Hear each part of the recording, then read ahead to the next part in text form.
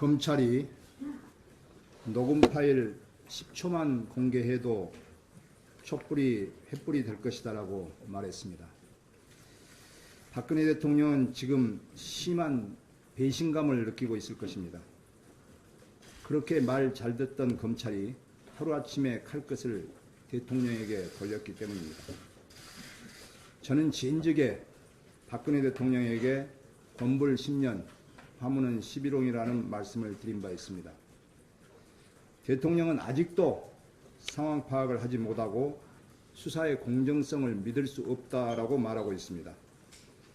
대통령에 대한 범죄 혐의는 대통령 비서들의 수첩과 휴대폰에서 거부할 수 없는 증거로 확인된 것입니다.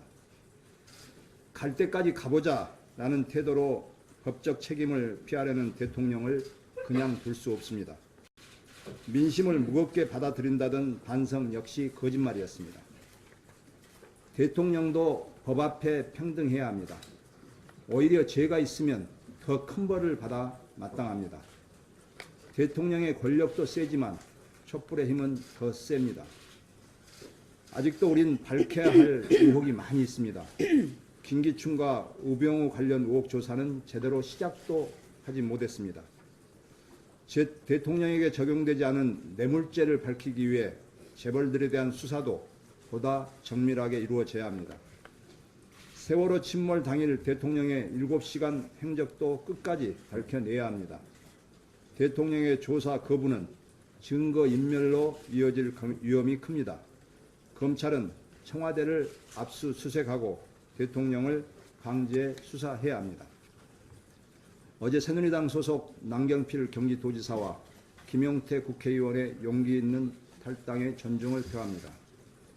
두 정치인의 결심이 단지 대통령과의 선긋기로 끝나지 않고 무거운 촛불 민심에 부응하는 건전한 보수세 개혁의 신호탄이 되기를 바랍니다. 김기춘 전 비서실장에 대한 추가 의혹이 계속 쏟아지고 있습니다. 문학의 황태자 차은택의 인사청탁 뒤에는 언제나 반드시 김기춘이 있었습니다. 그 결과 송성각 한국콘텐츠진흥원장, 김종 전 문화부 차관, 김종덕 전 문화부 장관이 감투를 썼고 특히 김동덕 전 문화부 장관 인사청문회를 철저히 준비하라는 지시 내용이 고 김영한 전 민정수석의 비망록을 통해 밝혀졌습니다.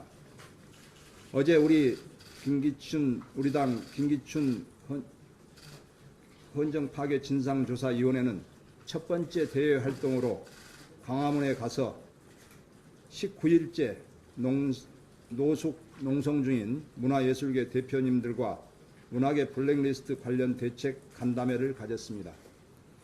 정치권에서 유일하게 김기춘 조사위를 구성한 국민의당을 믿고 김기춘과 관련해 제보와 협조를 부탁드렸습니다. 또한 그동안 문학의 블랙리스트에 이름이 올라 피해를 입으신 부분에 대한 위로와 김기춘에 대한 확실한 처벌을 약속드렸습니다. 앞으로 문학의 피해자분들과 긴밀한 관계를 유지하며 김기춘의 만행을 밝히는 데 적극 공조할 예정입니다. 오늘은 김기춘, 우병우에 대한 검찰의 철저한 수사를 촉구하기 위해 대검찰청을 방문합니다. 국민들은 다소곳이 두 손을 모은 담당 검사 앞에서 팔짱을 끼고 웃으면서 황제 수사를 받는 우병우를 보고 분노했습니다. 일개 전직 민정수석 앞에서는 한없이 친절하다는 것은 어떠한 이유로도 납득이 가지 않습니다.